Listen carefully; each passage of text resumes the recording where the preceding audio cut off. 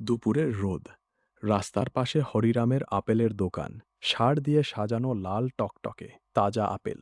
দোকানদার হরিরাম মাথায় গামছা দিয়ে চোখ বন্ধ করে ঝিমোচ্ছে।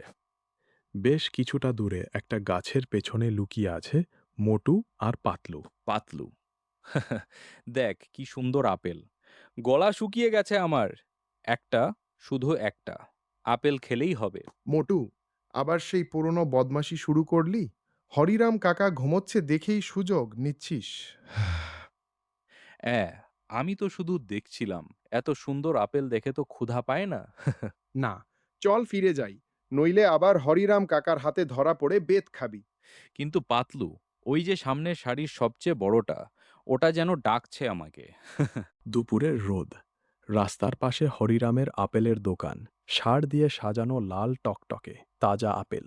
দোকানদার হরিরাম মাথায় গামছা দিয়ে চোখ বন্ধ করে ঝিমোচ্ছে। বেশ কিছুটা দূরে একটা গাছের পেছনে লুকিয়ে আছে মোটু আর পাতলু। পাতলু। দেখ কি সুন্দর আপেল। গলা শুকিয়ে গেছে আমার। একটা, শুধু একটা। আপেল খেলেই হবে। মোটু, আবার সেই পুরনো বদমাশি শুরু করলি?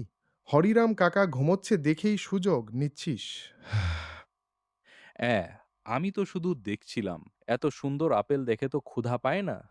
না, চল ফিরে যাই, নইলে আবার হরিরাম কাকার হাতে ধরা পড়ে বেত খাবি। কিন্তু পাতলু, ওই যে সামনের সারির সবচেয়ে বড়টা, ওটা যেন ডাকছে আমাকে।